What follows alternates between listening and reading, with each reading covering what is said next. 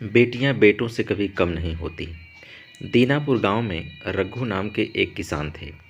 वे बहुत ही दयालु और नेक इंसान थे। उनसे किसी का दुख देखा नहीं जाता था। वे हमेशा दूसरों की मदद करने के लिए तत्पर रहते थे। इसलिए गांव के लोग उनकी बहुत इज्जत करते थे। उनके पास दो बेटे और एक बेटी थी। उनके तीनों बच्चों की शादियां हो चुकी थीं। वे सब अपना वैवाहिक जीवन सुखपूर्वक जी रहे थे। एक दिन अचानक रघु किसान की तबीयत बिगड़ी और उनकी मृत्यु हो गई।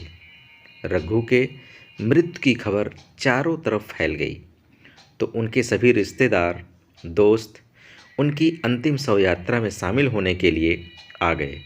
पिता की मृत्यु का समाचार सुनकर उनकी बेटी भी ससुराल से भागते हुए आ गई। बेटी का तो रो रो कर बुरा हाल हो गया था, क्योंकि कुछ महीनों पहले ही उसने अपनी माँ को खोया था और आज पिताजी भी इस दुनिया को छोड़कर चले गए। बेटी अपने माता पिता के गम में एकदम पागल सी हो गई थी। पिता की शव यात्रा अभी निकली ही थी कि बगल वाले गांव के साहूकार ने आकर उनका रास्ता रोक दिया। साहूकार के साथ कुछ और लोग भी थे। उन लोगों के पास खतरनाक हथियार भी थे। साहूकार ने आते ही कहा, मैं इनकी शव यात्रा को आगे नहीं जाने दूंगा। वहां पर उपस्थित सभी लोग साहूकार की बात सुनकर सन्न रह गए। किसान के बेटे साहूकार से पूछने लगे, क्या हुआ साहूकार जी, आप शव यात्रा क्यों रोक रहे हैं? साहूकार ने उत्तर दिया, तुम्हारे पिताजी ने 2 साल पहले मुझसे 1 लाख रुपए कर्ज लिए थे, जो आज तक नहीं चुका पाए थे। लेकिन शर्त यह थी कि अगर कर्ज नहीं चुका पाया तो ज़मीन मेरे नाम कर दी जाएगी या परिवार वाले कर चुकाएंगे। तो बताओ, तुम लोगों में से कौन कर्ज का भुगतान करेगा? वहाँ खड़े सारे लोग एक दूसरे का मुंह देखने लगे। तो फिर उनके बेटों से कहा गया कि आप लोग कर चुका दो। तो बेटों ने साफ मना कर दिया और कहने लगे, हम आपके कर्ज का भुगतान नहीं कर पाएंगे, क्योंकि हमारे पास इतने पैसे नहीं हैं।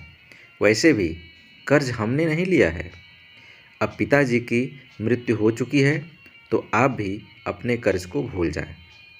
इस पर साहूकार ने कहा, सुना है कुछ दिनों पहले बंटवारे में तो तुम लोगों को अच्छी खासी रकम मिली है, तो इस समय तो तुम लोगों के पास पैसे होंगे ही।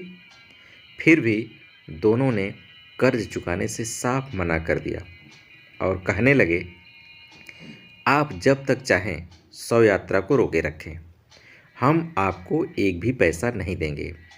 तो वहाँ पर उपस्थित लोग कहने लगे कि इनके बेटे कितने मतलबी और स्वार्थी हैं। जिस पिता ने अपनी सारी दौलत इन पर लुटा दी, उस पिता का कर्ज चुकाने के लिए इनके पास पैसे नहीं हैं। सब लोग उन पर थूकने लगे।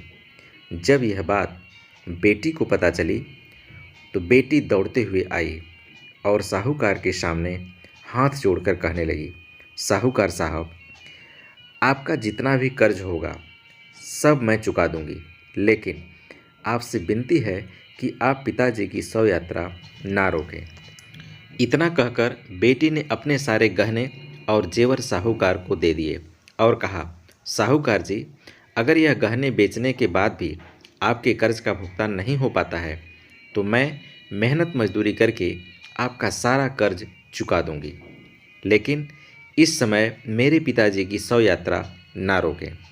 पिता के प्रति बेटी का प्यार देखकर साहूकार की आंखों में आंसू आ गए और कहने लगे, अरे नहीं नहीं बेटी, तुम्हें यह सब करने की कोई आवश्यकता नहीं है, क्योंकि सच यह है कि कर्ज तुम्हारे पिताजी ने नहीं लिए थे। कर्ज तो मैंने तुम्हारे पिताजी से लिया था। उन्होंने तो मेरी बहुत मदद की है। तुम्हारे पिताजी तो बहुत नेक इंसान थे। उन्होंने तो मुझसे कभी सूद का 1 रुपया भी नहीं मांगा। मैं तो उनके पैसे लौटाने आया हूँ, लेकिन इससे पहले कि मैं तुम्हारे पिताजी के पैसे लौटा देता, उनका देहांत हो गया। अब मुझे यह समझ नहीं आ रहा था कि यह पैसे किसे दूँ, कौन इसका असली हकदार है। क्योंकि तुम्हारे दोनों भाई अलग अलग हैं। मैं यही चाहता था कि यह पैसे सही हाथों में जाए, इसलिए मैंने यह सब नाटक किया। मुझे माफ़ करना बेटी, मैंने तुम्हारे पिताजी की अंतिम यात्रा रोकी। पिता के प्रति तुम्हारा प्रेम देखकर मैं समझ गया कि पैसे की असली हकदार तुम ही हो, और आज तुमने साबित कर दिया कि एक बेटी बेटे से ज़्यादा अपने माँ बाप को प्यार करती है। बेटी, तुम्हारे पिताजी अब इस दुनिया में नहीं रहे।